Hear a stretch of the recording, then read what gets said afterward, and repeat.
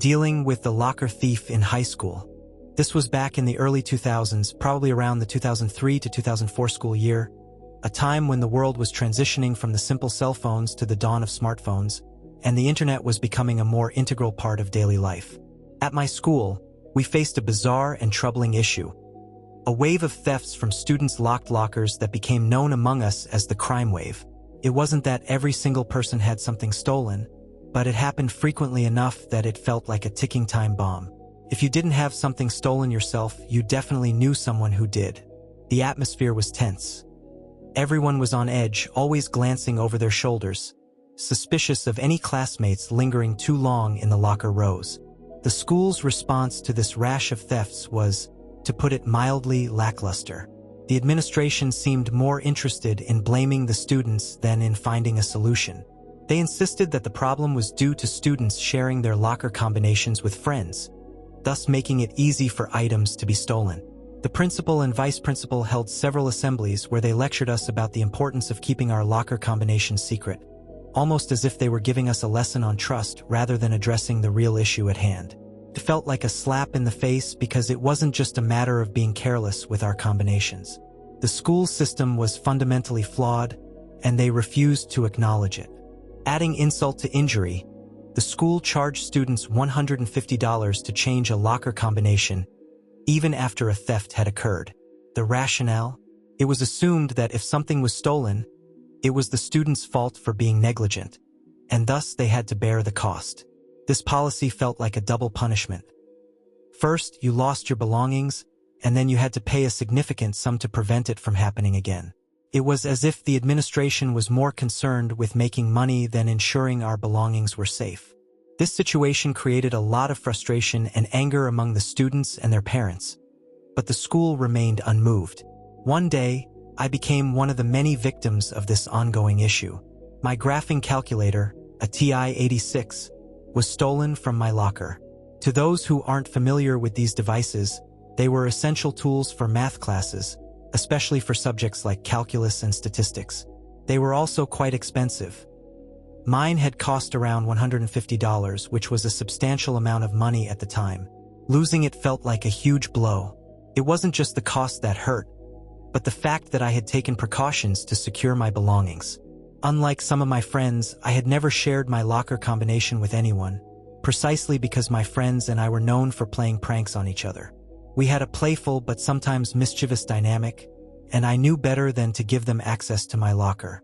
Losing the calculator was bad enough, but then I had to pay another $150 to change the lock. This felt like a robbery on top of a robbery. The whole situation left me feeling angry and helpless. I remember talking to my parents about it, and my dad, in particular, was furious. He felt that the school was not taking its responsibility seriously, and that they were unjustly penalizing the students for something that was clearly a security failure on their part. My dad decided to take action. He was friends with one of the county detectives, a man I'll call Detective Buddy or Uncle Buddy. They knew each other from the local bar where they occasionally shared a drink and talked about life. My dad explained the situation to Uncle Buddy, who took an immediate interest. He was particularly outraged that the school was refusing to properly investigate the thefts and was instead blaming the students. Uncle Buddy decided to visit the school and talk to the administration about the issue. He wanted to see if he could access the security footage from the day my calculator went missing to see if it captured anything useful. However, when Uncle Buddy approached the school, he was met with resistance. The administration, particularly the principal, dismissed the issue, calling it a non-existent problem. They insisted that any thefts that occurred were due to students sharing their locker combinations and that there was nothing they could do. The principal even told Uncle Buddy that he would need a warrant to obtain the security footage. Uncle Buddy, being a professional, did just that. He went through the legal channels and obtained a warrant, but the school fought it in court, claiming that releasing the footage would violate student privacy. It was a frustrating situation. It felt like the school was more interested in protecting itself than in solving the problem. This stonewalling by the school administration only fueled Uncle Buddy's determination. He decided to take a more creative approach to catch the thief. One evening, he came over to our house with a laptop in a nondescript black laptop bag. The laptop was brand new, and he handed it to me with a conspiratorial grin. "Throw this in your locker and make sure to tell everyone about your brand new laptop," he instructed. I was puzzled but trusted him. I spread the word about my new laptop, making sure to emphasize its features and how excited I was about it. The goal was to make it an enticing target. 3 days later, I went to my locker and found that the laptop, the bag, and even a bottle of Coke I had left in there were all gone. It was like the thief had taken everything they could carry. I quickly texted Uncle Buddy to inform him. He replied, "Stand by for the shit show. Oh, and you reported the theft to the police, FYI." I was confused but went along with it, trusting that Uncle Buddy knew what he was doing.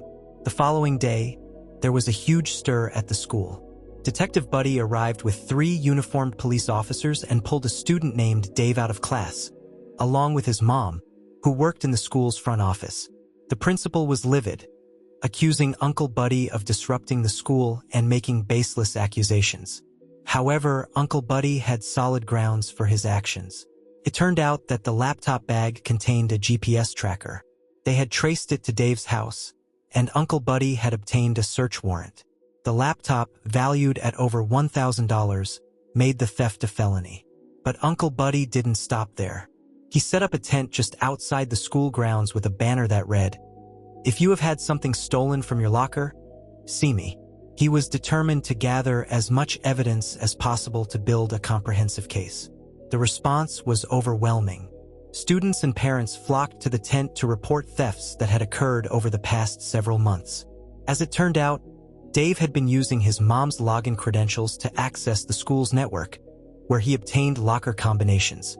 He would then go through the lockers, taking valuables. It was a systematic operation, and the number of thefts was staggering. Uncle Buddy's investigation revealed an incredible amount of stolen goods.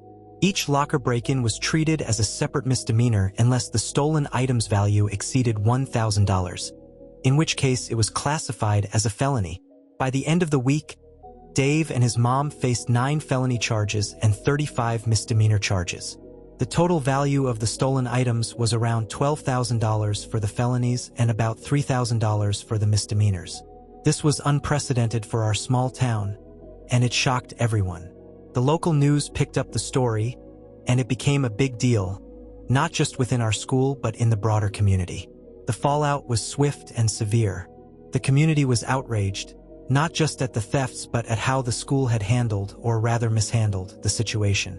Parents were particularly angry about the school's policy of charging students $150 to change locker combinations after thefts, especially since it was now clear that the school's lack of security was a big part of the problem.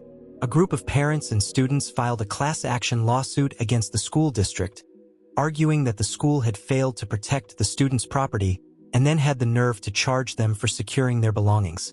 There were 218 plaintiffs in the lawsuit, and after attorney fees, each person received $85. While the monetary compensation wasn't huge, the lawsuit was more about holding the school accountable. The principal, who had been so dismissive of the thefts, lost his job. The school board decided that his handling of the situation, his refusal to take the students' concerns seriously, and his resistance to cooperating with the investigation were unacceptable. The principal's departure was a relief to many, as it felt like a necessary step toward ensuring that the school took student safety and security seriously in the future. The criminal trial was another chapter in this saga. The prosecutor offered Dave and his mom a plea deal: 10 years in prison, 5 in juvenile detention, and 5 in adult prison. For Dave and 15 years for his mom. They declined the deal, choosing to go to trial instead. The evidence against them was overwhelming. The prosecution had security footage showing Dave entering more than 20 lockers, and they had recovered every stolen item, linking it back to its rightful owner. The judge was stern, particularly because it was clear that there were likely more unreported thefts. Dave ended up being sentenced to 1 year in prison for each felony, totaling 9 years, plus 35 months of probation for the misdemeanors. His mom received an even harsher sentence: 18 years in prison and 6 years of probation. I attended much of the trial, especially during the most crucial moments. It was intense watching the proceedings unfold, knowing that I was one of the many who had been affected by Dave and his mom's actions. The judge made it clear that they were being made an example of, to send a message that such behavior would not be tolerated. The sentences reflected the seriousness of their crimes, and there was a palpable sense of relief in the community that justice was being served. One of the most satisfying moments for me personally was getting my graphing calculator back. It was found among the recovered items, and I could prove it was mine because I had engraved my name inside the battery compartment. Holding that calculator again felt like a small but significant victory. It wasn't just a tool for school. It was a piece of my life that had been stolen and then returned. To this day, I still have that calculator, and it serves as a reminder of that strange and intense chapter in my life. It's not just about the calculator itself. It's about the story it represents. A story of justice, community, and the importance of standing up for what's right. The aftermath of the trial and the lawsuit led to significant changes at the school. The administration overhauled its security policies, installing new, more secure locks on the lockers and implementing a better system for tracking locker combinations. They also established a clearer protocol for dealing with thefts, including taking reports seriously and investigating them thoroughly. It felt like a positive change, a way to ensure that something like this couldn't happen again. The whole experience, while stressful and frustrating, ultimately led to a stronger sense of community and a safer school environment. In the end, while the ordeal was challenging for everyone involved, it brought about important lessons and changes. For me, it was a lesson in perseverance and the power of community action. It showed me that even in a small town, justice can prevail, and that when people come together to address a problem, they can make a real difference. It also taught me about the importance of accountability and the role that institutions like schools have in protecting their students. This story, while starting with a simple stolen calculator, became a pivotal moment in our community's history, one that we still talk about to this day.